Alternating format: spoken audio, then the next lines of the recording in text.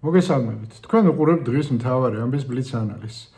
წინა კვირა საკმაოდ დატვირთული იყო დაპატიმრებებით, ახალი ბრალდებებით, საქმეების გახსნით თუ იგივე პატიმრობიდან გათავისუფლებით. მე მინდა გითხრათ, რომ აი ეს კასკადი ხო, აი ამ საქმეების კასკადი ძალიან კარგად აჩვენებს იმის ილუსტრირება, უпростоრად თუ რაოდენ მანკიერია საქართველოს მართლმსაჯულებების სისტემა, ხო? არც ერთი ეს საქმე არ არის, ესე რომ ვთქვა, დასრულებული ნდობით, შესაბამისი ნდობით, ხო? აღჭურვილი და ბადებს სულ ახალ და ახალ კითხვებს. ნუ დავიწყებ პოზიტივით, თუ ამას პოზიტივი შეიძლება ეწოდოს. გიორგი ბაჩიაშვილი გათავისუფლებულია.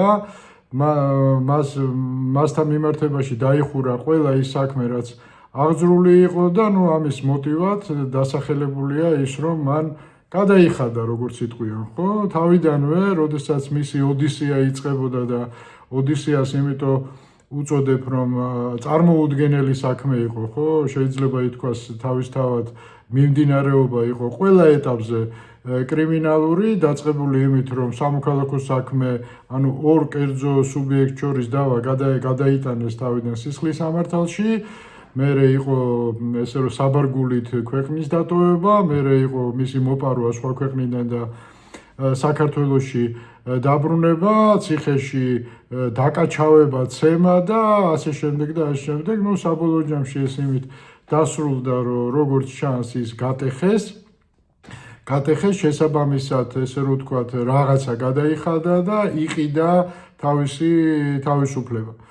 თვითონ ფორმაზეც რო ვთქვათ, 1-2 სიტყვა, ხო, ტექნიკურად აბსოლუტურად წარმოუდგენელია. პროკურატურამ გაუფორმა მას საპროცესო შეთანხმება და გადაიხადა და აბა რა უნდა გვექნაო ესეც გამოაცხადეს. საქმე იმაში გახლავთ, რომ ჩემის აზრით არ იცნობს ქართული სამართალი ფორმას, როდესაც ესე რომ ვთქვათ, მიისჯილს უკვე, ხო, პატიმრობაში მყოფ ადამიანთან ესეთ შეთანხმება ფორმდება, მინიმუმ სასამართლოს ეტაპი უნდა იყოს გავლილი, თუ რამე ახალი გარემოებები გაჩნდა. გარდა ამისა, მარტო ეს საქმე არ იყო, ხო, იმისაც, რომ მაქსიმალურად დაეტვირთა და დაეთანხმებინა სხვა საქმეებიც იყო აღძრული, ის საქმეებიც დაიხურა მის მიმართ, მისი ოჯახის წევრების მიმართ და აი ესე მიიფარცხა უცბად, როგორც კი ადამიანმა გადაიხადა ხელისუფლის მოთხოვნის შესაბამისად რაღაცა, ხო? ეხლა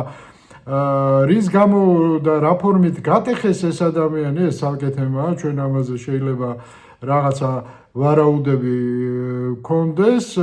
მე ვფიქრობ, ერთის მხრივ აქ როლი ითამაშა იმან, რომ ბიტკოინი, რასაც ითხოვდა ხელისუფალი, მისგან განახევრდა, ხო, სანამ ის იჯდა ციხეში, ბიტკოინის ღირებულება განახევრდა და ორივე მხარე ფულს კარგავდა.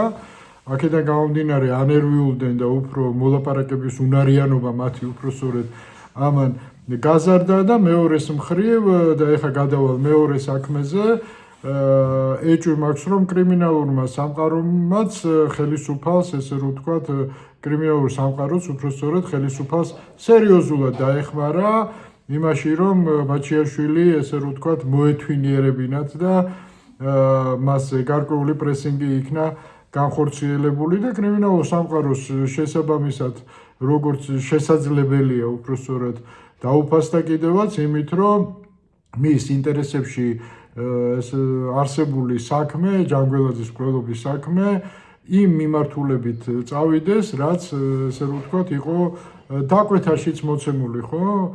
შესაძლებელია, ეს ჩემი ვარაუდებია, მე ამას არ ვამტკიცებ, მაგრამ დროში ისე ემთხვევა, რომ ესეთ ვარაუდს აქვს არსებობის უფლება ჩემის აზრით და ამ თემას გადააყოლეს ელისო კილაძე, ხო, რომელიც ფაქტობრივად საუბრობდა იმაზე, რომ მიუხედავად იმისა, რასთან გვაქვს საქმე, ხო, მტკიცებულებების ნაკლებობა იყო ზოგიერთ ფიგურანტთან დაკავშირებით, საქმე იშლებოდა, ვიღაც, ესე რომ ვთქვათ, კანონიერი ქურდები ამაზე ნერვიულობდნენ და ნუ მათ ესე რომ დაიმსახურეს, შეიძლება ითქვას, ბაჩიაშვილის შესაძლებელია უпростоრად, კიდე ვარაუდია, ეს მეტი არაფერი ხაზს უსვავ.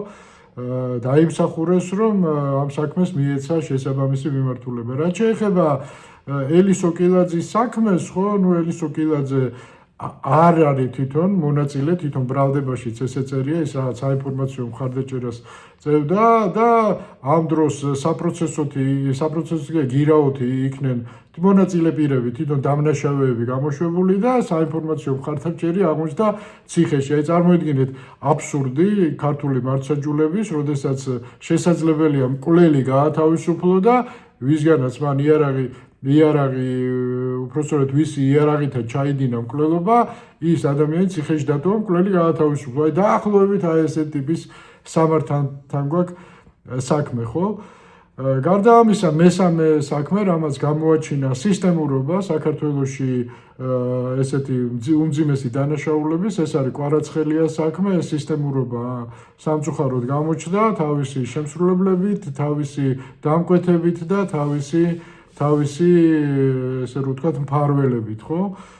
ასე რომ უმძიმესი სიტუაცია გვაქვს მართლმსაჯულებასთან დაკავშირებით, პირდაპირ გეტყვით, რომ ხელისუფლება და კრიმინალი რაღაც ვასვასებში არიან ერთმანეთში, გადაჯაჭვულები არიან ერთმანეთში, სათხელისუფლება და სათკრიმინალი უკვე ამის გარჩევა ჭირს და ეს არის ძალიან მძიმე და საერთოდ საქმე საფრთხე ექმნება სახელმწიფოებრიობას, ხო, რაღაც კვაზი წარმონაქმნში გვიწევს ცხოვრება, როგორც მე მგონი წინა საუბრის დროს უკვე ერთხელ აღვნიშნე. დღეს სულ ეს იყო, ამით გემშვიდობებით.